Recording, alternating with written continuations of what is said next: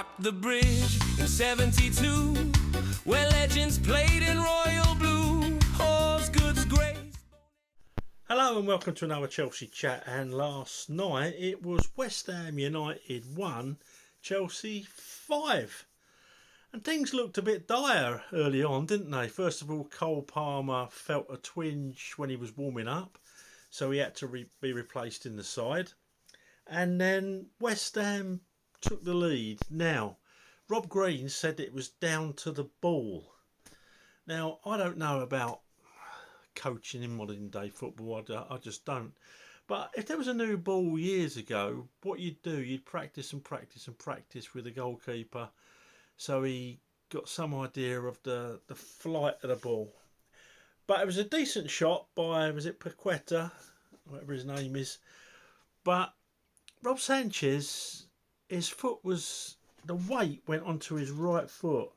So right before he even starts, he's lost a yard when he comes to spring, because obviously it's easier to go that way once you've put your weight on your right foot than go the other way. Then for me, he uses the wrong hand. He goes for it with that hand instead of that one. And Rob Green, I think he must just be goalkeepers union, because he says, oh no, it's almost impossible to stop. I disagree greatly, and I'm not getting on Sanchez's back, because I think he's a good shot stopper, but to me, a Peter Cech saves that, a Thibaut Courtois saves that, maybe even a Yuri Petrovic. But anyway, so that was the downside. Well, nearly another one, wasn't it? They scored an offside goal when we got back to 1-1. But to be fair, we always looked like we could go through the gears. Well, I thought so anyway. So the goal that we got back, it was a corner that big Cucurella headed back, and João Pedro got his first Premier League goal for Chelsea. And what's that? 6 goals in 7 games. Let's hope he carries on like that in the Premier League. We never looked back really, did we? A lovely little assist by Estevao after some good hold-up play by Liam Delap. Nice little knock on. They seem to have a good thing going, those two.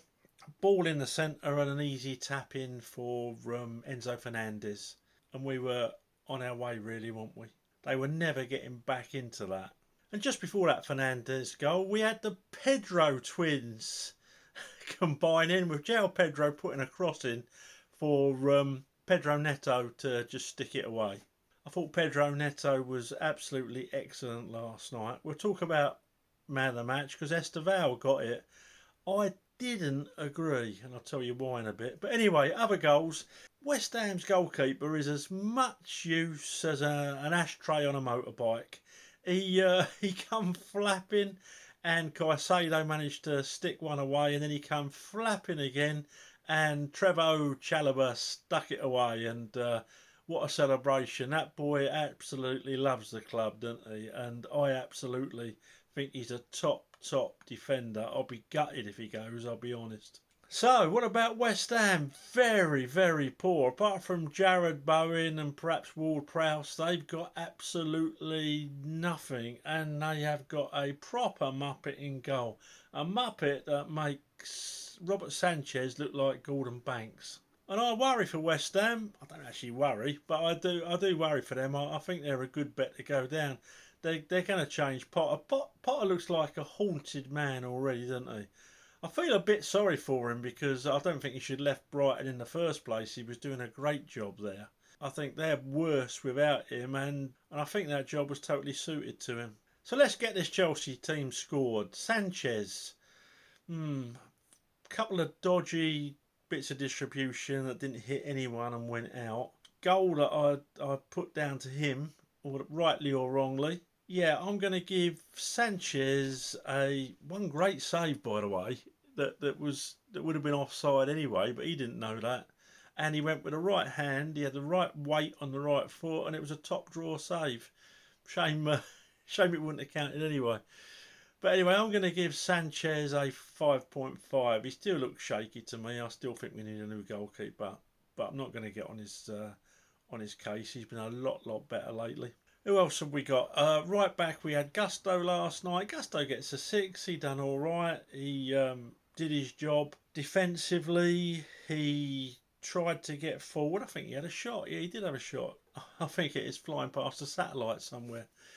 Inside of him, we had Trevo Chalobah, who is going to get a 7.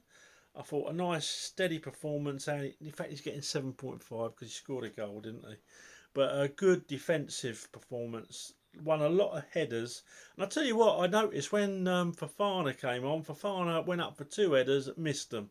They had 2 headers on goal, whereas Chalobah had looked a lot more. Maybe it's because he's in the groove. He's been playing, but I prefer Trevor Chalobah there to Fofana. And I know a lot of you disagree with me, but it's just personal preference. Tosin, give a couple of balls away, but generally pretty decent, 6.5. Kukureya gets an 8. The boy always puts a shift in, doesn't he? And he made a couple of mistakes last night and made straight up for them. And what an attitude! That's the bloke I wanted sold. How embarrassed am I? How much humble pie have I eaten? But he's one of my favourite players now. Just goes to show time change, don't they? In midfield, Caicedo gets a 8.5, absolutely superb. Enzo Fernandez, he worked his socks off all night and he scored. He gets a 7.5. In front of them, now Esteval. I know a lot of you are going to rip me a new one. I'm only giving him a 6. He looks absolutely, potentially brilliant. The run where he played the 1-2 with the lap and got through for Enzo Fernandez to tap in, absolutely superb. But he gave the ball away 2 or 3 times in real cheap places. 2 or 3 times he didn't get back to defend when he should have done. And so I applaud the young man. I mean, how old is he? 17, 18. To be playing in one of the top sides in Europe shows you how good he is and how good he potentially is. But I thought he looked very raw. And I thought there were quite a few mistakes in that performance. So he didn't get my man of the match. But he got his assist. He's going to get 6.5. There, I'm all heart. In the middle, João Pedro, we're going to give him a 7. Pedro Neto, I am going to give him my Chelsea man a match with a 9. I just thought everything he did was good. And you know, when he lost the ball, he would get straight back behind it. And I thought that was a great performance last night. I really did. He got his goal. He got an assist. And defensively, as you know, he really put a shift in for the team. And I loved seeing that. Up top, Delap gets a 7. Run all night. A couple of great bits of hold-up play. Again, he needs polishing. But there's so much of a raw diamond there that we can work on. That I think he's a good acquisition. And there we go. That's the team, really. What else? Reece James came on second half and looked the mutts nuts. Wesley Fofana. He came on with his Charlie Chuck with his Harpo Marx haircut, and he lasted 20-30 minutes, didn't he? Which is excellent. Out of his normal 4 games a season, it was good to see him get 30 minutes of those 4 games out of the way, and we've only got 3.5 games till his next injury now. He looked way off the pace, as you'd expect, someone who'd been out for so long, but the time to play him, because he is a good defender, the time to play him is when you're 5-1 up against West Ham. We took our foot off. That was the annoying thing for me. We made all the substitutions, we brought the young lads on, and we just took our foot off the accelerator. And I think to myself, at the end of the season, you know, when you see goal difference, I wonder if Knight's last night will count against us. But I can see what Maresca was doing. He wanted to give a few of the other lads a few minutes under their belt, and the game was long lost. What about the West Ham support, by the way, last night, eh? Oh my God. Before half time, and they're walking out the stadium, don't give me all this I'm forever blowing bubbles lark.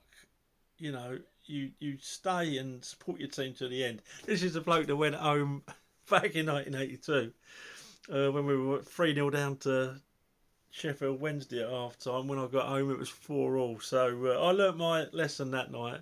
And I suppose before that, I'm a hypocrite. I don't care.